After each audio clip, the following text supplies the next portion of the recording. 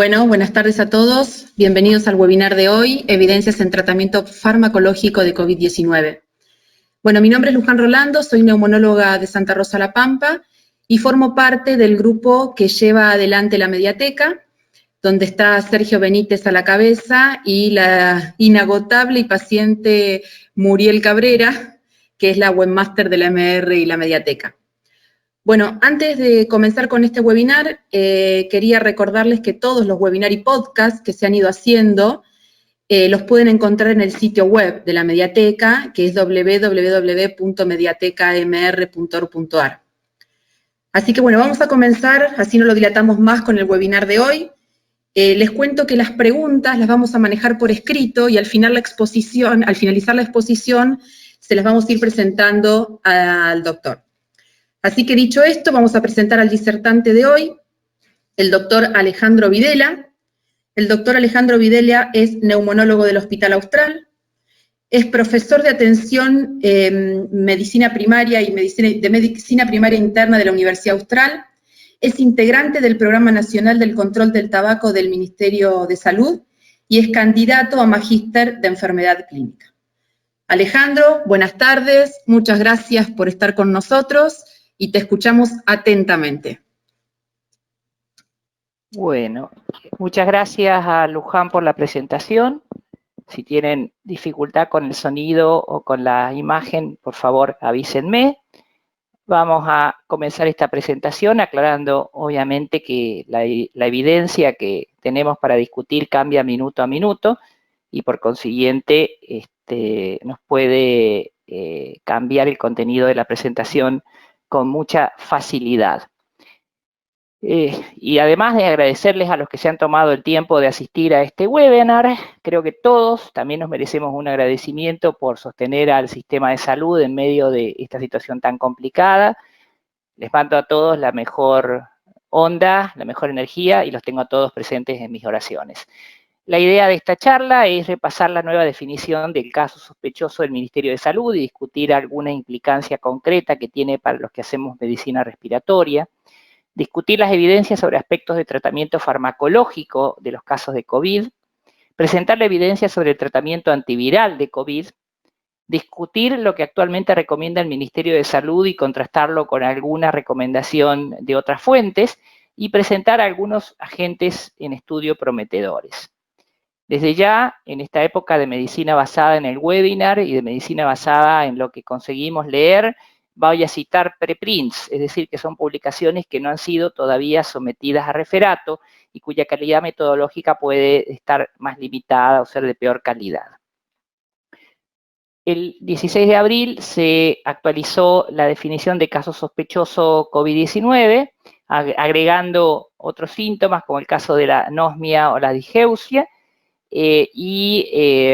definiendo un poquito mejor lo que es fiebre como temperatura mayor de 37,5. Tenemos que tratar de difundir estos criterios entre los equipos médicos con los cuales trabajamos para conseguir que sean lo suficientemente inclusivos y que no omitan estudiar casos que cumplan esta definición.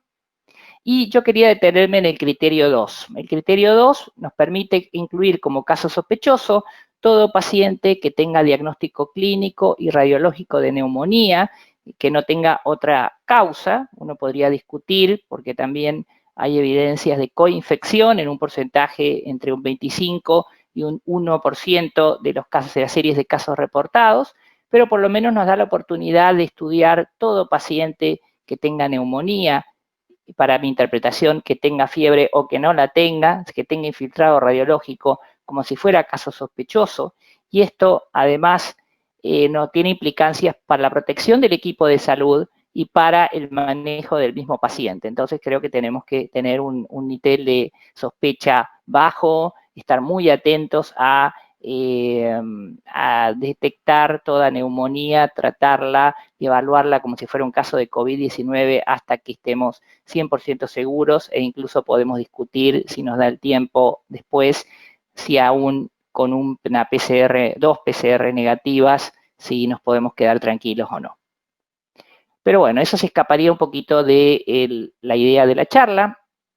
Quería presentarles, como la deben conocer, este algoritmo que preparamos desde la MR en colaboración con el Ministerio de Salud, con la idea de tratar de orientar a los servicios de guardia para que evalúen adecuadamente a los pacientes con sospecha de, mejor dicho, con clínica de infección respiratoria y que no dejen de buscar neumonía en los grupos de riesgo.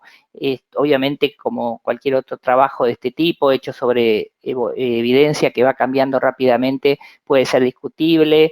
Esperamos que esto sea útil y cualquier cosa también podemos comentar después qué tan útil lo encuentran o cuáles son los puntos débiles que ustedes piensan que puede tener. Ahora sí, entrando ya en el contenido de la charla, todos saben o han escuchado que el virus SARS-CoV-2, el responsable de la enfermedad COVID-19, tiene sobre su superficie unas espigas que terminan en una proteína que se llama proteína S, que es la puerta de entrada que le permite al coronavirus ingresar a las células y lo hace a través de los receptores del sistema de conversión de la enzima convertidora de la angiotensina 2. Eso llevó a postular que pacientes que tuvieran gran cantidad de receptores del sistema de la enzima convertidora de la angiotensina en la superficie celular serían los pacientes de mayor riesgo. Y todavía más allá, considerar que medicamentos como los inhibidores de la enzima convertidora de la angiotensina o los ARA, los bloqueantes de esos receptores, o el ibuprofeno, que son medicamentos que aparentemente aumentan la población de receptores de la ECA en la superficie celular, podrían estar asociados con peor evolución o estar implicados en la fisiopatología de la enfermedad. La evidencia evaluada por una revisión, un informe rápido de evaluación de tecnología sanitaria de un grupo argentino, la Red Argentina Pública de Evaluación de Tecnologías Sanitarias, muestra que no hay estudios que hayan visto cómo se comporta el uso de ibuprofeno y paracetamol en las infecciones por COVID y que si bien en otras infecciones respiratorias, no en COVID, se había encontrado riesgo de complicaciones en pacientes con infecciones respiratorias agudas, tratados con ibuprofeno comparados con paracetamol, lo que hay en este momento en la evidencia es que podemos usar el ibuprofeno como agente antipirético. Sin embargo, hasta que haya más información, hace como una recomendación débil a favor de optar por el paracetamol contra el ibuprofeno, en un escenario en el cual el paracetamol tiene una efectividad similar a cualquiera de los otros antiinflamatorios no esteroides y que estamos a la espera de más información. El mensaje sería preferir el paracetamol al ibuprofeno, si podemos optar. Me parecería que no va a haber problemas con falta de provisión de paracetamol, con lo cual podemos optar por cualquiera de los dos fármacos y podemos iniciar por paracetamol.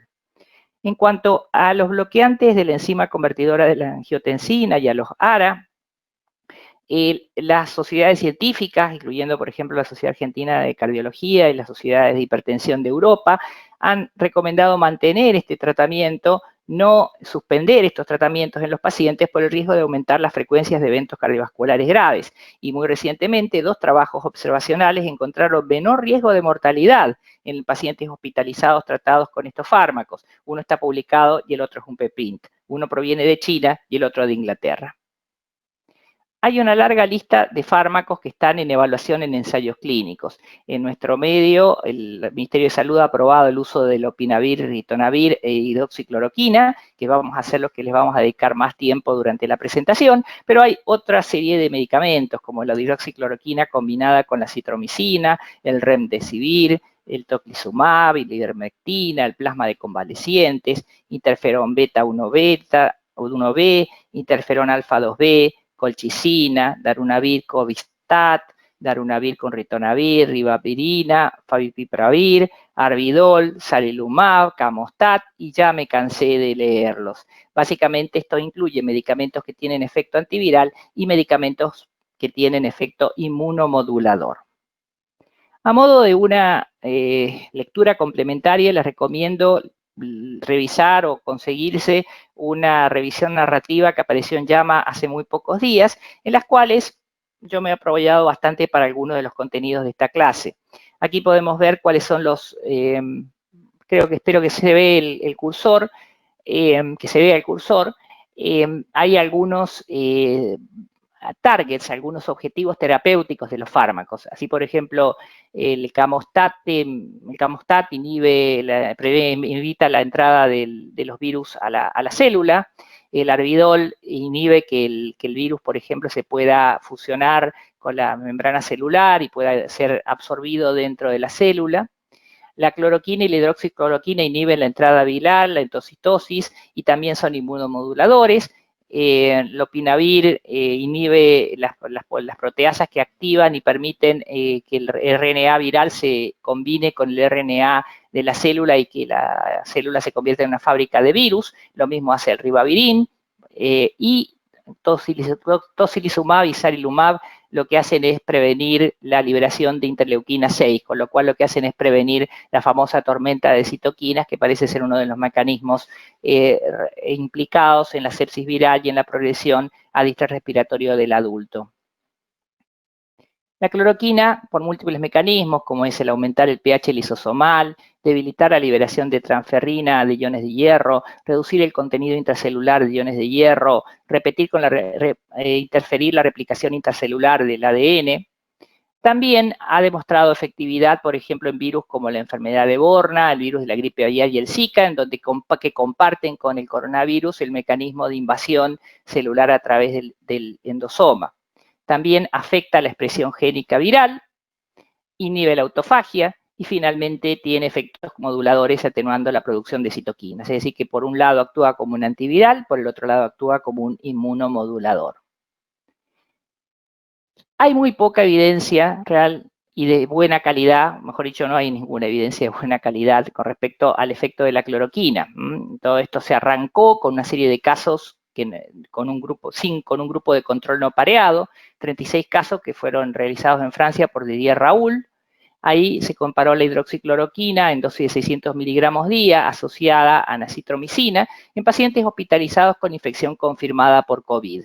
Y se los comparó contra pacientes que fueron tratados en otros centros o pacientes que se negaron a ser incluidos en el protocolo. El desenlace que eligió este grupo investigador era un desenlace que ha sido muy cuestionado, que es la negativización de la serología. Es decir, se interpretó que aquellos pacientes que no negativizaban su serología habían sido protegidos de la infección viral.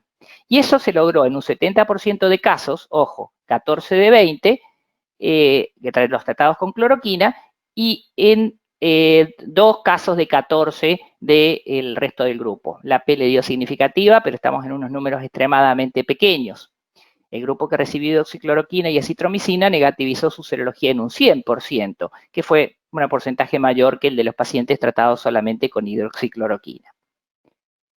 Acá vemos cómo estos autores presentan la negativización de PCR a lo largo de los días, en el grupo control, en el grupo tratado con hidroxicloroquina y el grupo tratado con hidroxicloroquina y acitromicina. Este es un resultado, un desenlace clínico más claro que el de la serología, pero los autores prefirieron no reportarlo y no lo reportaron porque perdieron unos 16 pacientes para este resultado. Solamente tuvieron PCR medida suficiente cantidad de veces en 20 pacientes.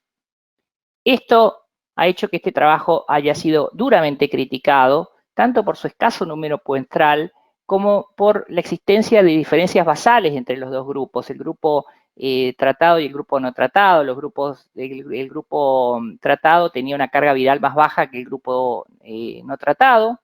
Se excluyeron 6 casos del grupo tratado y que eran pacientes que empezaron la hidroxicloroquina y acitromicina y fueron sacados de ese grupo porque tenían enfermedad COVID grave o tenían intolerancia a fármacos. Eso, desde el punto de vista estadístico, es un posible error no diferencial, es decir, que si los pacientes que me quedaron en el grupo tratado son más leves que los del grupo no tratado, es muy probable que parte de la mejoría sea atribuible a la enfermedad, a distintas gravedades de enfermedad y no al fármaco. Inconsistencia en la información de la PCR, que no se realizó con la misma frecuencia en los distintos grupos, falta de reporte de datos de seguridad y finalmente que no se hizo una ausencia de análisis por intención de tratar. Y el análisis por intención de tratar podría haber subsanado este problema de la pérdida de casos en el grupo tratado porque termina balanceando los resultados entre el grupo tratado y el grupo no tratado. Una revisión sistemática que apareció muy precozmente, más o menos en la época en que el Ministerio decidió pronunciarse sobre este tema, también por este grupo de la Red Argentina Pública de Evaluación de Tecnologías, encontró que efectivamente la hidroxicloroquina podría ser más eficaz que el tratamiento habitual para lograr la serología negativa, ¿no? Esta frase podría es la manera más blanda o menos fuerte en la cual se usa en la medicina basada en la evidencia para hablar de la asociación entre un resultado y una exposición. Lo mismo con la combinación de hidroxicloroquina con acitromicina, que podría ser más eficaz en lograr serología negativa a los 6 días que la hidroxicloroquina. En este estudio no se encontró efectos adversos importantes, pero la calidad de la evidencia es de muy baja confianza. El grupo epistemónico, que es un grupo que hace medicina basada en la evidencia y es basado en Chile, es mucho más duro en su evaluación de este trabajo, mejor dicho, de toda la bibliografía. Esto yo lo revisé hoy para ver si lo habían actualizado, lo mantienen los mismos textos que publicaron el 22 de marzo, en donde ellos dicen que después de haber buscado ampliamente trabajos de investigación sobre el efecto de la cloroquina en el COVID, la evidencia es solamente proveniente de ese solo trabajo publicado, que es de muy baja certeza, que el estudio ni siquiera hubiera sido incluido en una revisión sistemática si lo hubiera tomado la colaboración Cochrane para una de sus revisiones sistemáticas, y que hay otros trabajos en marcha, 15 estudios, de los cuales ninguno había sido reportado aún. Entonces, realmente el grupo epistemónicos en otra publicación distinta de esta son bastante negativos, bastante escépticos con respecto al efecto de la cloroquina. Luego se publicaron, después de la revisión de epistemónicos, que como repito no fue actualizada, ellos anuncian que la están actualizando, se publicó un trabajo prospectivo aleatorizado de 30 casos provenientes de Shanghái, donde también se comparó la hidroxicloroquina de 400 miligramos durante 5 días y cuidado estándar. A esto incluía tratamiento de sostén, interferón y otros antivirales, en una comparación 1 a 1. Y ellos no encontraron diferencias en la depuración viral al día séptimo, que del 86% era el grupo tratado, contra el 93% en el grupo de cuidado estándar, y tampoco encontraron asociación entre el tratamiento con hidroxicloroquina y la mediana de tiempo entre hospitalización y negativización. Tampoco encontraron diferencias en la mediana de días a la normalización de la temperatura. Ya entrando en este territorio de los preprints, que son un poquitito menos confiables que los trabajos porque se publican en las revistas, aún tomando en cuenta que a veces hay revistas, en este momento la pandemia de coronavirus está haciendo que se publiquen las cosas con muy poco valoración crítica, incluso revistas grandes, ¿no? Ahora lo vamos a ver con algunos trabajos de New England. En un estudio aleatorizado multicéntrico, se comparó hidroxicloroquina 200 miligramos por día durante 3 días, ya hasta 2 o 3 semanas. Acá se hizo un tratamiento más prolongado, y en este grupo no encontró diferencias en la seroconversión hasta los últimos controles, sin diferencias significativas entre el grupo tratado y el grupo de cuidado estándar. Tampoco encontraron diferencias en la tasa de mejora de síntomas, y sí encontraron una mayor reducción de la proteína C reactiva en el grupo tratado versus el grupo de cuidado estándar. Es decir, no encontraron enlaces clínicamente relevantes con el tratamiento con cloroquina. Un trabajo también que es un preprint, pero que me resulta interesante por un par de cosas, es un trabajo proveniente de Brasil, donde alcanzaron a reclutar 81 pacientes. Ellos habían previsto comparar 2 dosis de cloroquina de 600 miligramos cada 12 horas durante 10 días y de 400 miligramos por 5 días cada 12 horas, y alcanzar una dosis total de 2,7 gramos, una dosis más alta que la que está recomendando el Ministerio de Salud, ambas ramas tratadas con ceftriaxona y acitromicina, y este trabajo fue suspendido antes de tiempo porque ellos encontraron en un 25% de casos alargamiento del QT corregido y una tendencia a la mayor mortalidad, a un 17%. Ellos encontraron que la mortalidad que tenían fue similar a la de datos históricos de pacientes no tratados, con lo cual los intervalos de confianza de la mortalidad del grupo tratado y de la mortalidad histórica se solapan, y no pudieron detectar negativización de la PCR en las secreciones respiratorias. Es decir, este trabajo es negativo, e incluso la otra cosa que me parece interesante es el número muestral que estos este grupo quería alcanzar, que quería alcanzar unos 400 casos y no llegaron y detuvieron el trabajo en 81 casos. Es decir, cualquier trabajo que tenga 20, 10, 15, 50 casos, le va a faltar poder. Tenemos que esperar a trabajos con mayor cantidad de casos reclutados y tendrían que tener brazo placebo. Nadie se anima a hacer trabajos con placebo en coronavirus. Uno entiende por qué también. Lo ideal metodológicamente sigue siendo tener un grupo control, por lo menos un grupo de cuidado habitual estándar, si no nos vamos a animar a hacer un grupo placebo. O por lo menos 2 grupos tratados con 2 intervenciones. Eso sería como lo mínimo que uno aspiraría. Lo del efecto adverso de la cloroquina es realmente un problema. En la revisión esta de la Red Argentina de Evaluación de Tecnologías Sanitarias, encontraron una revisión sistemática de 86 estudios en donde se usaron dosis más o menos altas de la hidroxicloroquina. Recordemos que la hidroxicloroquina es un medicamento usado crónicamente para manejo de pacientes reumáticos, donde lo más frecuente fueron los trastornos de conducción que aparecían en el 85% de los pacientes. Otros trastornos fueron cardiológicos como hipertensión ventricular, hipoquinesia, insuficiencia cardíaca, hipertensión arterial y disfunción valvular. Y un motivo de preocupación es que en pacientes que se suspendió el tratamiento debido a estos efectos, un porcentaje más o menos bajo, pero real, sufrió bien daño irreversible, un 12%, o muerte en un 30%. En general, como decía esta revisión, no hay buenos trabajos que hayan evaluado la fuerza de la asociación entre este fármaco y los efectos cardiológicos graves, porque hay pocos estudios aleatorizados, con lo cual hay que tener cuidado con el uso de cloroquina por los riesgos cardiológicos que tiene, y los pacientes tienen que tener un seguimiento de QT a lo largo de su internación y de su tratamiento para prevenir la aparición de daños irreversibles.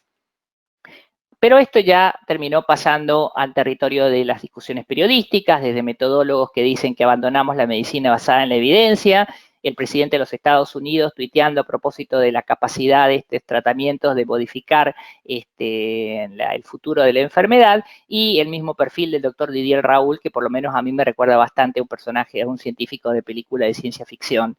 Así que él también tiene un desprecio importante de la metodología habitual, como el de los estudios aleatorizados, y eso lo convierte en una figura particularmente polémica en su país y también por fuera, ¿no? La combinación del lopinavir y ritonavir es un inhibidor de la proteasa del VIH que viene siendo utilizado desde hace mucho en el VIH y fue uno de los primeros fármacos que las autoridades chinas probaron durante la crisis en este país. Este estudio, tenemos un estudio aleatorizado, controlado, digamos, estándar, realizado en China, en el cual se comparó la dosis de la combinación de lopinavir y ritonavir 400-100 miligramos cada 12 horas vía oral, y se pudieron incluir 199 pacientes, 99 para el la rama activa con lopinavir, ritonavir, y 101 con tratamiento estándar. Lo que los autores eligieron como desenlace principal fue el tiempo a esa mejoría clínica, que en los 2 brazos fue de 16 días, o sea que no hubo diferencias significativas en los 2 grupos y se solaparon los intervalos de confianza. No hubo diferencias significativas en la depuración viral, no hubo diferencias significativas en la mortalidad a los 28 días, numéricamente hay diferencias, pero una vez más los intervalos de confianza se solapan. Los resultados de algunas variables secundarias favorecieron al grupo tratado, pero como decíamos no hubo evidencias de efecto virológico, y los autores concluyeron que no se observó un efecto beneficioso del tratamiento, aunque también es cierto que la mayoría de los pacientes se reclutaron tarde para el estudio y llevaban 13 días de síntomas hasta que se incluyó a los pacientes y se los aleatorizó. También se discute si la dosis administrada en este tratamiento, en este estudio, fue subóptima. Esto es lo que también los autores presentaron un subanálisis del grupo tratado antes del día 12 y tampoco encontraron diferencias estadísticamente significativas en el tiempo de la mejoría clínica. Y tampoco encontraron diferencias significativas, como decíamos antes, en el porcentaje de personas que negativizaron sus hisopados orofaringeos medidos por PCR. Asumémosle a esto que el tratamiento también tiene sus efectos adversos. Aparecen en el 50% de los casos, náusea y diarrea en un tercio, interrupción por efectos gastrointestinales en un 14%, hepatotoxicidad, aumento de transaminasas, ojo que también puede aparecer asociado a la infección por coronavirus, entonces tendríamos que tener cuidado de no utilizarlo o usarlo con precaución en los pacientes que tengan alteración del hepatograma al ingreso, y puede interactuar de manera relevante con fármacos que inhiban ya que inhibe al citocromo P450 y que además puede proseguir esta inhibición del citocromo después de haber sido discontinuado el tratamiento con antivirales. Hipoestemónicos es un poquito más benigno en su evaluación de este trabajo. Considera que la combinación de estos antivirales podría disminuir levemente la mortalidad con baja certeza de evidencia y podría aumentar levemente el riesgo de requerir asistencia respiratoria mecánica o oxigenación. También podría llevar a una mejoría clínica a los 14 días. Quizá no hacer ninguna diferencia en la duración de hospitalización, sin un aumento sustancial de los efectos adversos graves. Es decir que, una vez más, no tenemos evidencia ni para recomendar ni para dejar de recomendar. Con esta evidencia, la SADI, que es la que un poco interactuó con el Ministerio de Salud en la redacción de estas recomendaciones, ha terminado aceptando que para aquellos pacientes que tengan neumonía grave, y ojo que la definición de neumonía grave acá está incluyendo también los pacientes que tienen CORP 65 mayor o igual de 2.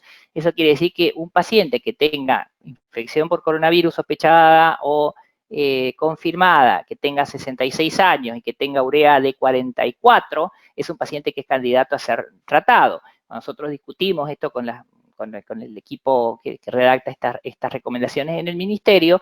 Un poco lo que se planteó es que ellos piensan que tiene que ser precoz el inicio de tratamiento con antivirales en estos pacientes, así que por eso es que se abrió la manga para que se pueda considerar como una neumonía grave o una neumonía con un curso 65 mayor de 2, ¿no? Y también son candidatos de tratamiento los pacientes que tienen neumonía que no es grave, pero que están en grupo de riesgo, tienen más de 60 años o tienen enfermedad comórbida. Los grupos de neumonía que exceden a esto, que no tienen esos criterios de gravedad clínica o de antecedentes, y las formas con neumonía ausente, por lo menos por la radiografía, no son candidatos a recibir antivirales según lo que recomienda, dejando muy claro que es con baja evidencia y con muchas limitaciones metodológicas el Ministerio de Salud. Hay un estudio de 22 pacientes, bastante pocos, pacientes leves, en los cuales se comparó la cloroquina contra el lopinavir. En estos pacientes se buscó la negatividad de la PCR, la mejoría del ATAC y el porcentaje de pacientes dados de alta como desenlaces clínicos. Y en este estudio, una vez de muy pocos pacientes, se le fue mejor a los pacientes asignados a cloroquina que a los pacientes aleatorizados a liponavir, ritonavir. Es decir, el 90% de los de cloroquina negativizaron la PCR, 75% del lopinavir. La negativización al día 14 fue también superior para cloroquina, pero al lopinavir. La mejoría del ATAC también fue mayor para la cloroquina que para el lopinavir. Y había mayor cantidad de pacientes que se fueron de alta con cloroquina que con lopinavir. De todas maneras, este trabajo no pudo encontrar ninguna diferencia estadísticamente significativa entre ningún grupo, sencillamente por la escasísima cantidad de pacientes que incluyeron. Sin embargo, este trabajo está publicado. Eso es lo que un poco llama el alerta o la preocupación de quienes están siguiendo el aspecto metodológico de estos trabajos. Remdesivir es un análogo de nucleótidos que interfiere con la polimerización del ARN viral, que demostró actividad para el ébola y que también en modelos animales ha mostrado actividad contra el coronavirus que dio problemas antes, con el coronavirus del MERS. En China realizaron algunos estudios en enfermedad moderada y grave, que en principio todavía no están publicados, y hay como otra vez, medicina basada en los webinars, que es alentadora. Lo publicado es un trabajo en New England, que es un trabajo de eficacia clínica en uso compasivo. Es una serie de multinacional de casos, en las cuales se reclutaron 61 casos, que obviamente acá no hay grupo control. Los pacientes recibieron 25 miligramos endovenosos de remdesivir y luego 9 días de 100. Eran pacientes que en su mayoría había muchos graves, 57% en ARM y 8% en ECMO, y 68% de estos casos mejoraron su requerimiento de oxígeno y 57% de los que estaban en RM fueron extubados. Fueron dados de alta más o menos el 47% y fallecieron un 13%, con lo cual la mortalidad se parece a lo de las series internacionales, con lo cual uno le queda dudas al no tener el brazo de comparación si estas son buenas noticias o si lo que estamos viendo es la evolución natural de la enfermedad. De hecho, el Remdesivir tuvo mejor evolución los pacientes más jóvenes y los pacientes que tenían enfermedad más leve, definida por la falta de necesidad de oxígeno. Es decir que, una vez más, se está comportando la respuesta clínica al Remdesivir de la misma manera como se responde a la respuesta clínica de los pacientes no tratados. Entonces, al no haber brazo control, no podemos saber dónde estamos parados. Otra vez las noticias, por un lado, hablan de que de la terminación precoz de un estudio en China por falta de reclutamiento de pacientes graves, y por otro lado, medicina basada en el webinar proveniente de Estados Unidos de que los pacientes estarían respondiendo bien. De todas maneras, todavía no lo tenemos disponible en Argentina.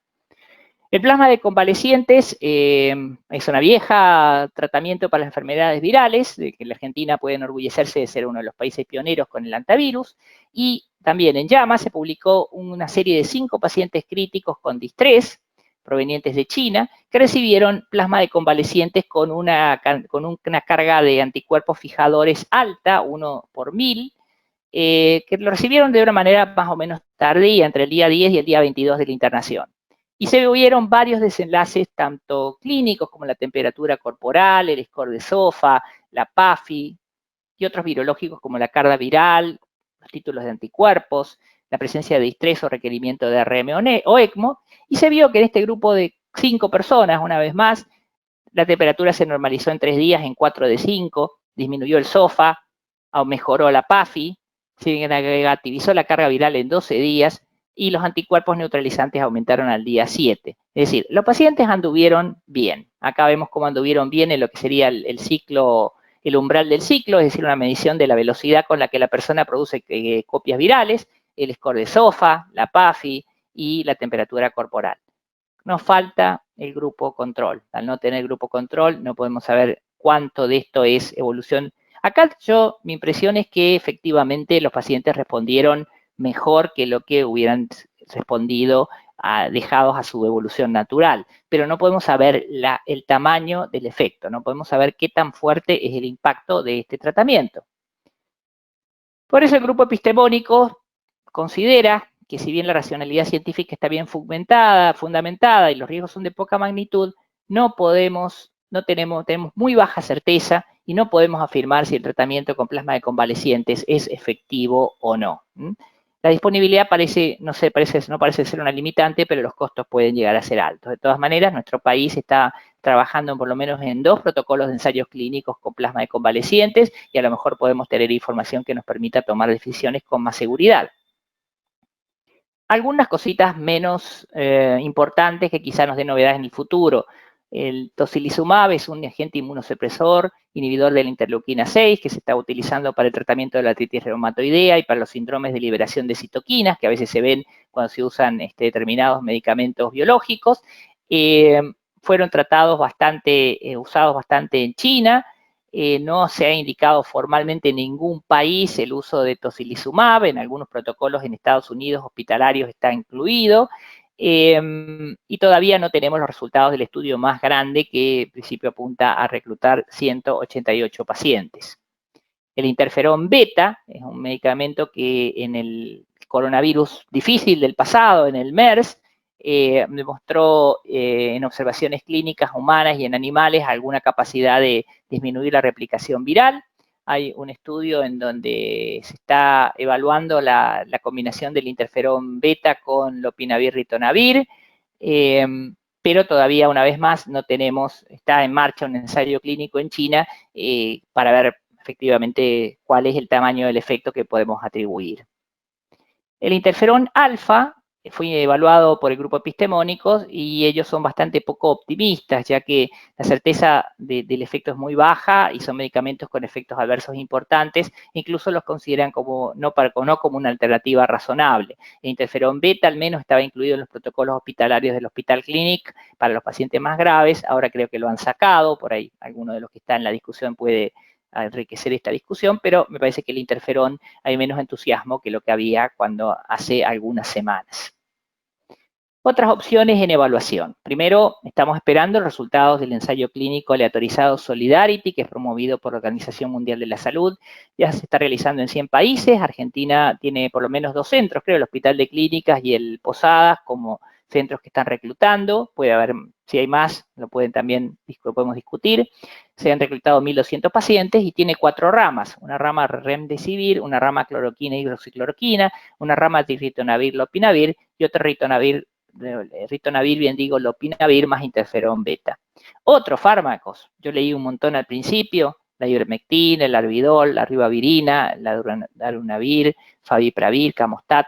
Los he dejado un poquitito de lado esperando que aparezca más evidencia. Si alguno de ustedes tiene por ahí información de primera mano de que alguno de estos que sea como más atractivo, te agradezco que la comparta cuando tengamos el intervalo de la discusión. Corticoides sistémicos. En este momento la recomendación del Ministerio de Salud es no utilizar corticoides sistémicos en dosis inmunosupresoras. Primero, no hay evidencia de beneficio de uso. Está asociado a mayor mortalidad de la neumonía por influenza y además ha mostrado aumentar el tiempo de eliminación viral en los coronavirus difíciles, en el MERS y el SARS previo. Obviamente sí se indica cuando uno tiene la sospecha de que un paciente está con un shock séptico refractario, en que tenga una insuficiencia renal. En ese caso sí hay que utilizarlo. Con respecto a la presencia de distrés, ustedes saben que hay un estudio, el estudio de GU, un estudio publicado en JAMA de 117 pacientes, en los cuales el uso de metilprednisolona se asoció con un aumento no significativo de la sobrevida, es decir, un beneficio, una disminución de mortalidad no significativa en este grupo de pacientes. Cuando en este subgrupo se reevalúa el subgrupo específicamente que tenía distrés, se vio un beneficio con un intervalo de confianza amplio, pero significativo, con menor mortalidad en los pacientes con distrés tratados con metilprednisolona. El Ministerio de Salud todavía no ha tomado una conducta y ha dejado esto abierto a la posición de los médicos tratantes, que pueden evaluar el tratar en los pacientes con distrés respiratorio la metilprednisolona, en función del riesgo-beneficio. Y aquí no tengo mucha más evidencia para mostrar que lo que sale de este trabajo de JAMA y discutir un poquitito, dejar abierta la discusión para luego. Bien. Hace muy poco, la Sociedad Norteamericana de Enfermedades Infecciosas básicamente dijo que podríamos usar hidroxicloroquina más acitromicina, siempre y cuando se hiciera en el escenario de un clinical trial, de un ensayo clínico, que se puede utilizar la combinación de lopinavir, ritonavir también en el contexto de un ensayo clínico. Recomendaron en contra del uso de corticoides en general, con una baja certeza de evidencia, de una recomendación condicional u opcional, lo que antes llamábamos recomendación débil en el GRADE. Los pacientes distresados sí recomiendan el uso de corticoides y solamente recomiendan el uso del tocilizumab y del plasma de convalecientes en el contexto de un ensayo clínico. Hoy se publicó también una recomendación de un panel ad hoc convocado por el NIH, que fue, en algunos aspectos me llamó la atención, porque primero no definieron si se podía recomendar a favor o en contra del uso de cloroquina o hidroxicloroquina, dejando un poquito, como diría Lelutier, un vos verás, vos decidís qué hacés, y sí recomendando que se monitoreen los efectos adversos. Así que me parece que para estos investigadores que están trabajando para el gobierno de Estados Unidos es un poco duro contradecir a su presidente. Sí, también así se fueron más fuertes en recomendar en contra del uso de la combinación de hidroxicloroquina y acitromicina, salvo que se hiciera un ensayo clínico, se hiciera en el contexto, perdón, de un ensayo clínico, y que lo que me llamó la atención es que recomendaron en contra del uso del lopinavir ritonavir, salvo en el caso del contexto de un ensayo clínico, es decir, en general, digamos, están como diciendo no utilizar estos dos fármacos, el lopinavir ritonavir y la hidroxicloroquina acitromicina, salvo que lo hagamos en el ensayo clínico, no lo haga usted en su casa, sería un poco el mensaje. Para concluir, no disponemos de una evidencia clínica sólida que permita recomendar un tratamiento antiviral en COVID-19. Se ha recomendado en forma condicional por las autoridades de nuestro país el uso de hidroxicloroquina en combinación con lopinavir y ritonavir en formas moderadas y graves.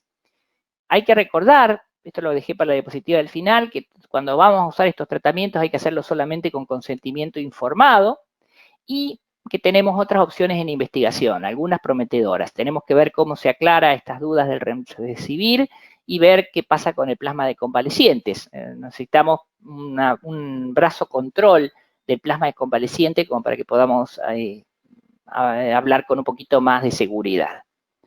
Bueno, este es el equipamiento de protección personal de una persona que salía a la calle en el año 1918, en el medio de la pandemia de gripe española.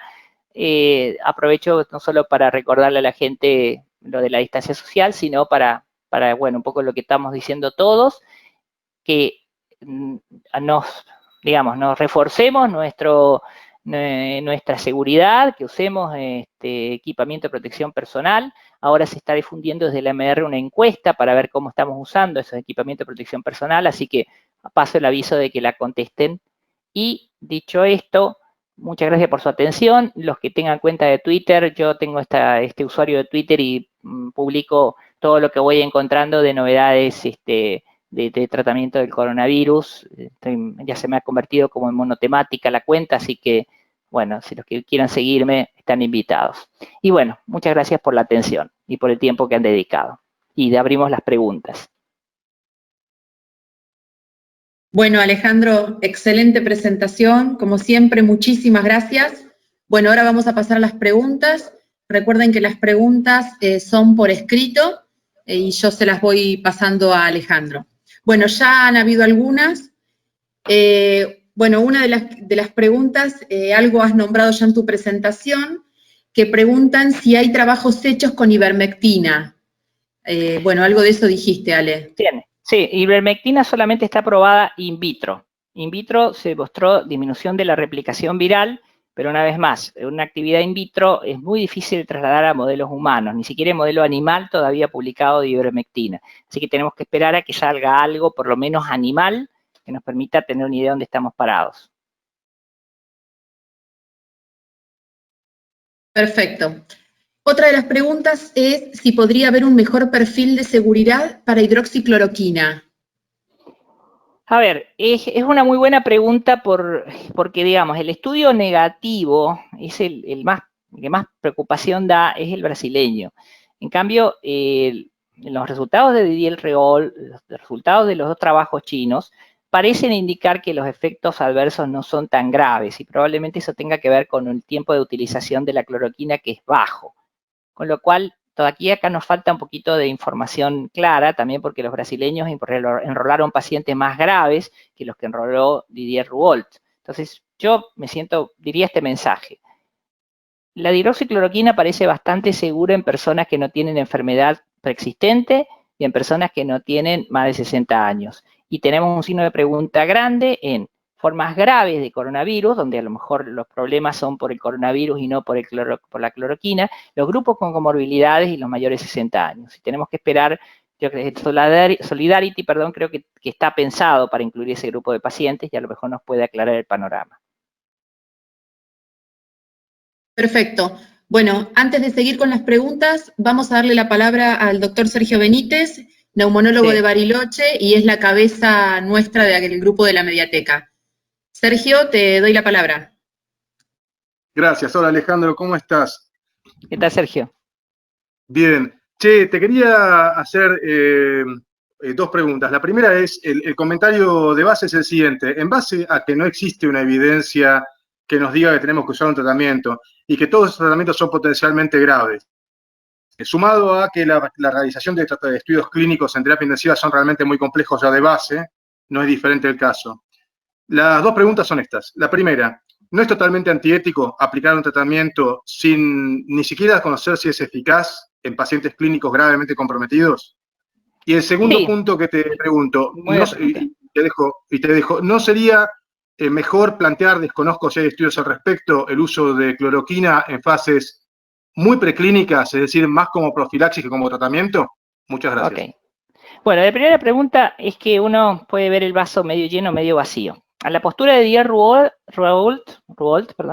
es que es antiético no tratar con cloroquina, porque si hay posibilidad de un beneficio ante una enfermedad grave y potencial alta mortalidad, mala evolución clínica, habría que ofrecer el tratamiento. El problema es, como bien dijiste vos, que uno está ofreciendo un tratamiento que tampoco tiene bases éticas de que esté, mejor dicho, no tiene evidencia de que esté funcionando. Eso también puede ser antiético y tiene un riesgo de efectos adversos. Un poco, yo creo que el problema que uno tiene es cómo le plantea esto. En último término, el que toma la decisión, por un lado, es el médico tratante. Muchos de nosotros, cuando tenemos pacientes que están entrando en terapia intensiva, están requiriendo RM, realmente nos sentimos como impulsados a tratar de sacarlos adelante y ponerles tratamientos, aunque no estemos muy seguros de su eficacia. Y el Ministerio de Salud nos dio una sombrilla con esta recomendación, como diciendo, ustedes lo pueden hacer tomando algunas precauciones. Y el segundo aspecto que es difícil es cómo conseguimos respetar la autonomía del paciente, porque muchos de estos pacientes no pueden tomar decisiones por sí mismos porque son críticos, pasa a la familia, y entonces es difícil también el aspecto de cómo transmitimos la información y respetamos la autonomía de la persona. Yo creo que en este momento yo separaría un poco, me parece que los pacientes críticos hay que ser como más, entre comillas, tolerantes y estar más abiertos a poner tratamientos antivirales. Por eso tengo mis dudas del grupo de escenario 2, que son pacientes que son relativamente, aunque tienen factores de riesgo, pero están relativamente menos críticos. Pero bueno, esa es una discusión difícil y espero que haya información más o menos pronto que nos la pueda aclarar. Por lo pronto, yo en los críticos, como me siento más inclinado a tratarlos, y me parece menos complicado desde el punto de vista ético. En cuanto a la segunda pregunta, hay un ensayo clínico en marcha en trabajadores de la salud usando la hidroxicloroquina como profilaxis. Por desgracia, todavía no hay ni siquiera un preprint, así que cuando haya alguna información, creo que esto es uno de los grandes problemas que tenemos, la exposición del equipo de salud, así que por ahí va a estar bueno, vamos a ver qué información aparece. Bueno, seguimos, Ale.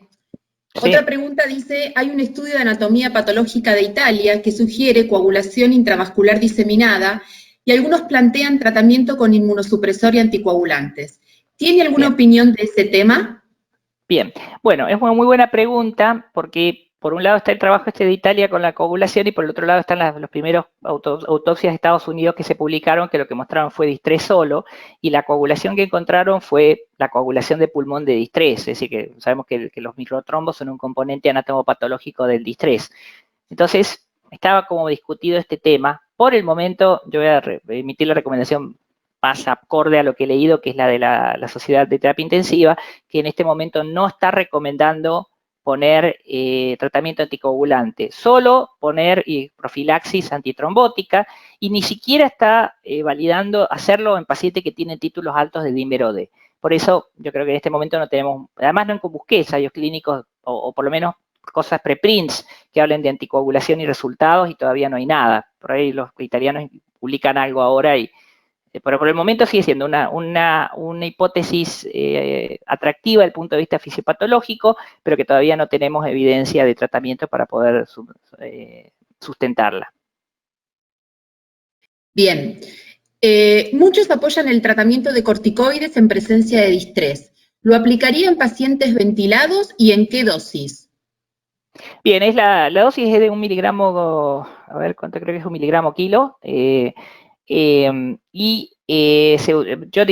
de acuerdo en usarlo en pacientes con distrés. Eso creo que por lo menos me parece que es seguro, digamos, quizás no sea totalmente seguro, pero por lo menos hay evidencia en la literatura que lo puede apoyar, y tenemos otros escenarios de otros cuadros de distrés, poca información, pero que podrían andar. Yo en este momento estoy más inclinado a tratar a esos pacientes con metilprednisona, y como decía, la dosis de 1 miligramo kilo. y son de 5 pulsos que se dan en total. Bien, una pregunta cortita que hacen. ¿BNI, sí o no? Bueno, de casualidad, porque no es mi tema, yo no soy un terapista, digamos, no es mi área de trabajo la terapista, justo estoy interactuando con un grupo de la sociedad, la sección de oxigenoterapia y enfermedades del sueño, que están revisando la evidencia sobre esto. Entonces, la evidencia de España, o sea, primero, la primera impresión que hubo, la primera onda en la literatura, y que es un poco lo que la SATI en su documento incluido en la página del Ministerio ha puesto, es que por el riesgo de aerosolización no se debería, entre comillas, utilizar ventilación no invasiva. Pero este escenario yo creo que ha cambiado muy rápidamente, primero con la experiencia de Italia y de España, que han mostrado que se puede utilizar de manera segura, tomando precauciones de aislamiento, uso de equipamiento de protección personal, distancia entre casos, el uso de helmet. Acá en Argentina no hay helmet, pero dispositivos similares, por lo menos intentar, digamos, muestran buenos resultados en evitar que pacientes progresen a la intubación endotraqueal, o que también evitar el ingreso a terapia intensiva en un escenario donde las camas están limitadas. Y también hay un subgrupo de pacientes que son respondedores. Entonces, parece haber un lugar, y bueno, lo que se está trabajando con el grupo, con la sección de oxigenoterapia y medicina de sueño, es en definir cuál es el perfil de paciente, cómo se lo manejaría, en qué contexto, qué estrategia. Y eso, bueno, estamos en trabajo de definirlo. De hecho, ya se publicó un documento, ahora que recuerdo, de la sección, que está en la página de la MR, en donde más o menos es la misma recomendación, un poquitito más finita, digamos, más enfocada, pero es básicamente lo que ellos han encontrado en la revisión de la literatura. Ale, acá piden si vos podés aclarar tu opinión sobre la definición de caso sospechoso en pacientes con neumonía sin causa que la explique. Por ejemplo, un paciente de 55 años con una diabetes no controlada. Perfecto. Para mí, si tiene infiltrado, lo que voy a decir es medio bruto, pero esa es la opinión por lo menos que tengo. Si el paciente tiene un infiltrado radiológico y no es insuficiencia cardíaca, entonces tratémoslo como caso sospechoso. Uno en esa definición le va a entrar algún infiltrado radiológico producido por cualquier otra enfermedad que a ustedes se le pueda ocurrir, ¿no? Por eso somos neumonólogos, tenemos muchas causas de infiltrado radiológico.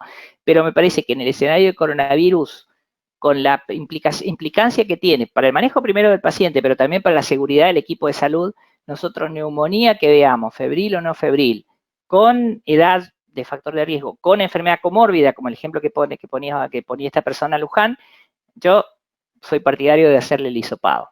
Esto yo sé que los infectólogos están restringiendo la entrada al hisopado, pero yo creo que el criterio 2, como está escrito, nos da el ok para poder hisopar cualquier paciente, porque después de todo, sabemos que la mayoría de las neumonías no tienen nunca diagnóstico etiológico, así que hasta que encontremos el diagnóstico etiológico de esa neumonía, estamos autorizados a investigarla y a manejarla como si fuera COVID-19. Bien, Ale, ahí contestaste otras preguntas que venían más o menos por el mismo estilo, por el mismo lado. Okay. Hay una pregunta, ¿habría lugar para la colchicina?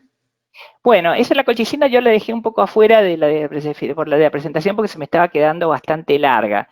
En la colchicina hay un trabajo multicéntrico pragmático que está promoviendo Yusuf, que es un famoso cardiólogo, autor de varios trabajos.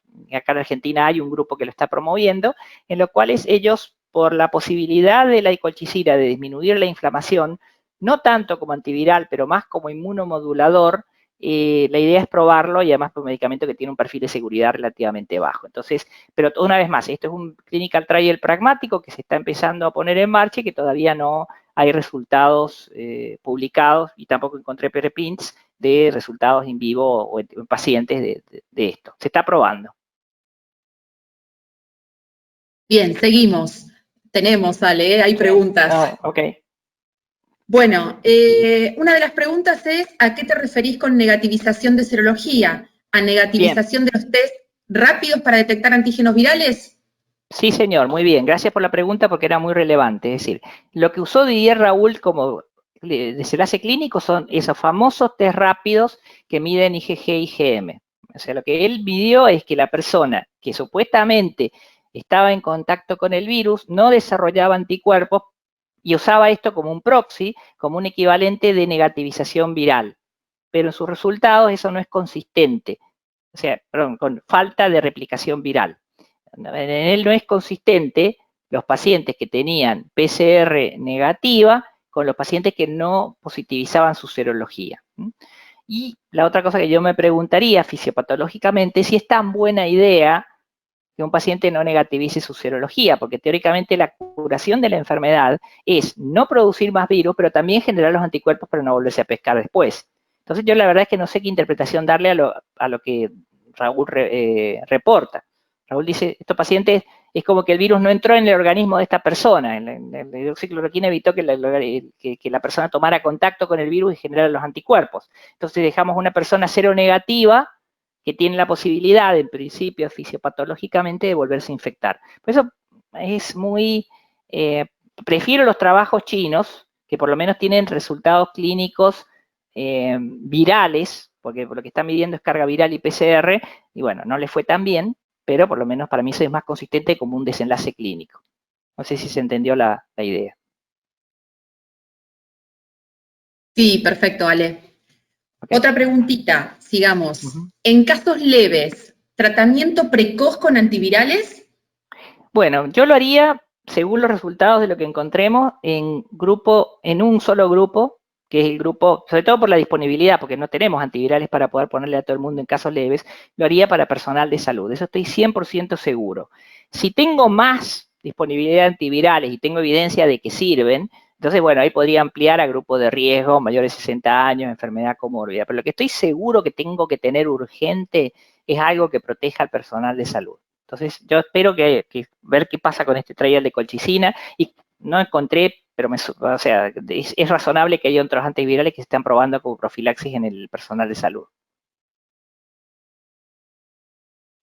Bien, bueno, Ale, mira, lo que estoy viendo acá es que muchas preguntas se repiten en cuanto al tema de los corticoides. Okay. Se ve que es un tema que genera mucha duda.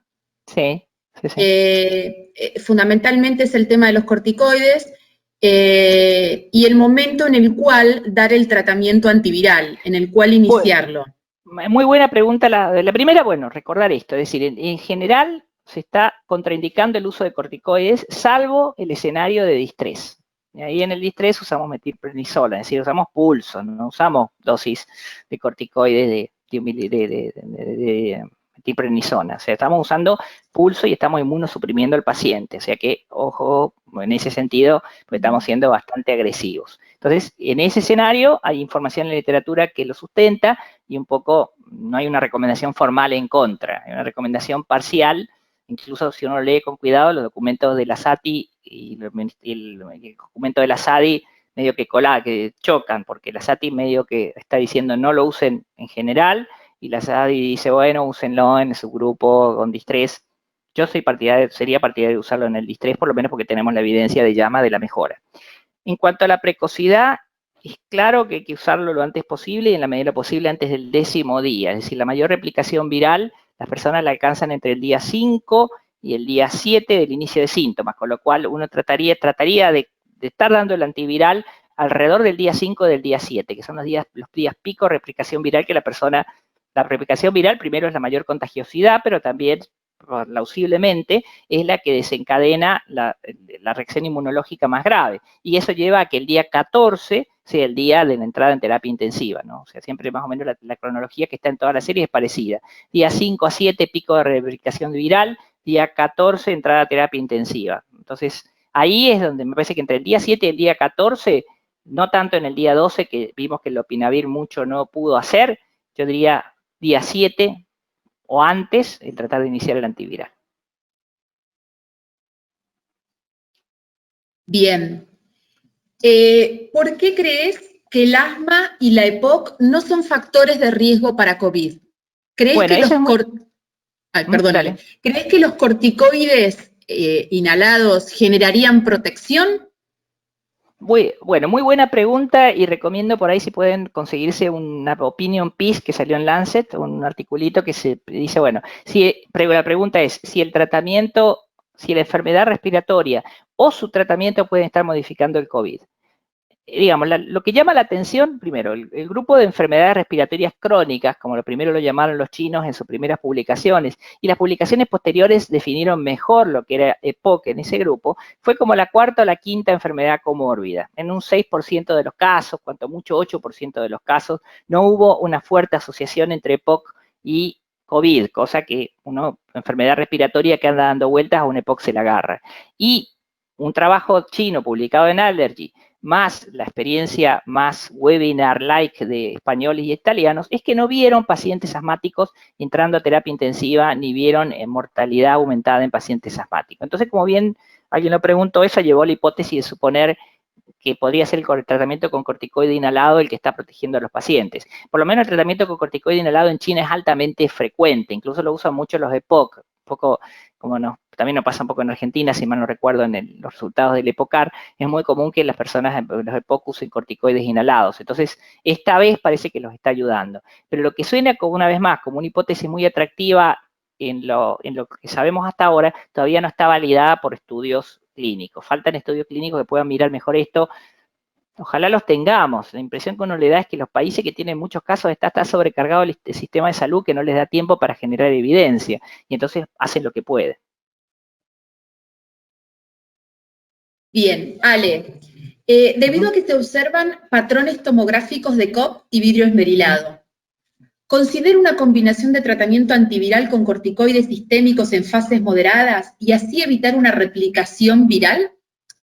A ver, a mí me parece atractiva la posibilidad de tratarlos con antivirales precozmente a los que tienen vidrio esmerilado y los que tienen, agregaría PCR negativa, que son los que a uno le rompen la cabeza.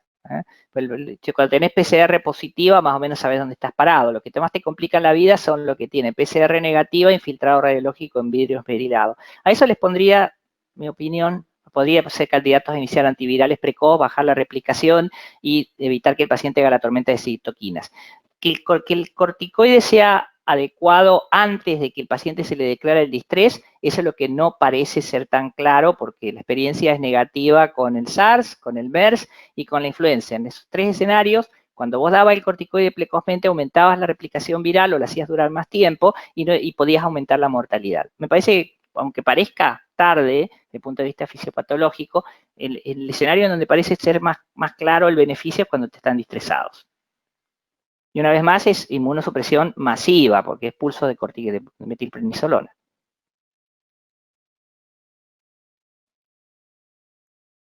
Bien, acá alguien pedía una opinión tuya sobre los pacientes COVID que se iban a la casa, los casos leves. Caso leve que se va a la casa, es decir, en este momento ya la provincia de Buenos Aires está autorizando que esos pacientes no se queden en el hospital, sino que sea aislamiento ambulatorio. A ver, lo ideal, o sea, lo que está estudiado, arreglado en todos lados, es que tendría que tener un control diario, de alguna forma, por lo menos contacto telefónico. A mí lo que me preocupa de esos contactos telefónicos y que tendríamos que ver la manera de instrumentarlos es que hay pacientes que no tienen disnea y que tienen hipoxemia importante. Eso está bastante, por la experiencia de Estados Unidos, de Italia y de España, hay pacientes que parece que se sienten bien, que no refieren disnea y que tienen una hipoxemia profunda y que después se deteriora marcadamente. Entonces, una idea que por lo menos sé que se está estudiando algún grupo de gente acá en Argentina es que quizás sea mejor a esos pacientes de bajo riesgo tenerlos en observación en lo que se llaman los grandes espacios cerrados, es decir, si nos tapa la ola, es tenerlos en lugares tipo estadios, tipo hospital de campaña, tipo hoteles, en lugares de baja complejidad, en donde tengamos algún tipo de opción para monitorear la oximetría por lo menos una vez por día en estos pacientes. A ver, no es lo mejor que uno le gustaría, porque esto implicaría que una persona, un trabajador de salud esté pasando por ahí, midiendo a todos los pacientes con una exposición de riesgo. Lo ideal, que yo también he visto una propuesta por ahí, pero no sé si se puede instrumentar, sería a lo mejor si uno pudiera tener algún tipo de sensor que hiciera lectura remota y uno pudiera tener a distancia los resultados de oximetría. Sé que la tecnología existe. Sería lo ideal. Por lo menos yo diría, yo creo que conociendo la evolución de estos pacientes, uno está un poco más tranquilo si tiene un tipo de, por lo menos una oximetría de algún tipo. A lo mejor ver la manera que el paciente se tome la oximetría él mismo y la reporte telefónicamente, porque el contacto presencial por ahí no se puede hacer, y si no, tener este tipo de escenarios de internación masiva, en donde vos por lo menos le medís la oximetría y punto, la oximetría y listo. Me parece, la opinión. Bien, Ale, acá preguntan cuál es el artículo de Lancet que habla de los pacientes EPOC y asmáticos. Yo no sé cómo hacer para compartírselo, por mí encantado, pero a ver, yo tengo, a ver, no sé si yo estoy compartiendo, a ver, acá Muriel, que es la genia, que me puede decir si yo puedo mostrar mi pantalla. Si yo salgo de mi pantalla van a seguir viendo, si salgo de mi presentación van a seguir viendo mi pantalla, ¿es así?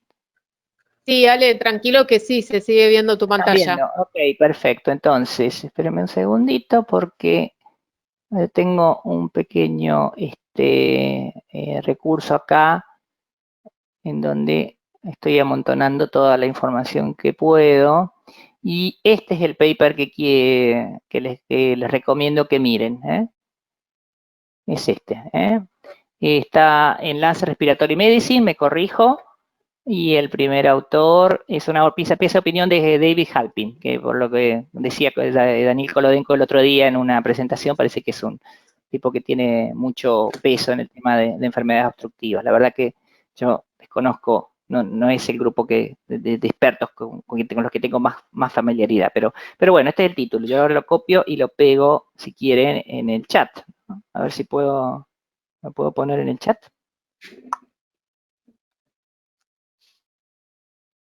Bueno, parece que no puedo. Bueno, no importa, pero por lo menos ahí por lo menos lo vieron. Así que ese es el trabajo que me preguntaban. Ok. Bueno, Ale, a ver, ahí justo me entra una pregunta. Espérame un segundito. Perdón, Todo bien.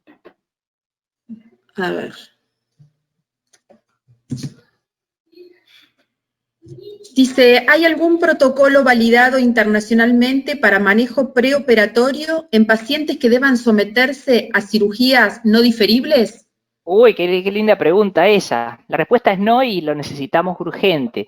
Hay un estudio que se publicó en New England, creo que la semana pasada, en donde encontraron que de las mujeres que llegaban en trabajo de parto a un hospital de Nueva York, el 70%, porque le hicieron a todas, le hicieron PCR, el 70% tenían eliminación del virus y encontraron que la mayoría era asintomática.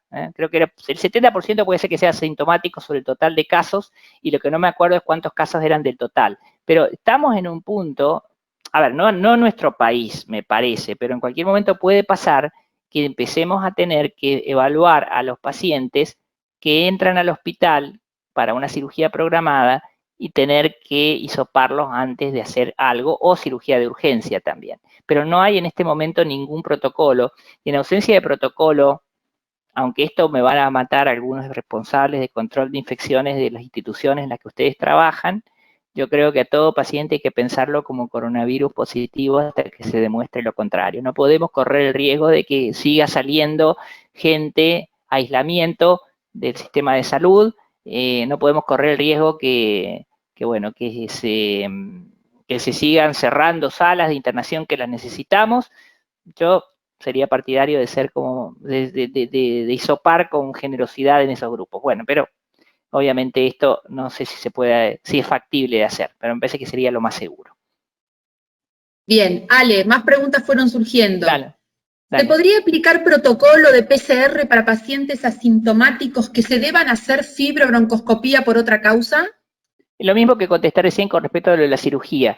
Yo, ahí con los broncoscopías es un poco distinto, porque yo creo que una cosa que está buena, en general todos, por lo menos no sé si será el mismo caso de todos los broncoscopistas, o por lo menos lo que yo he visto en los broncoscopistas que más conozco, pero todos hicieron como subieron un poquito sus medidas de seguridad en medio del coronavirus y todos están protegiéndose como si los pacientes que están evaluando fueran todos portadores de coronavirus.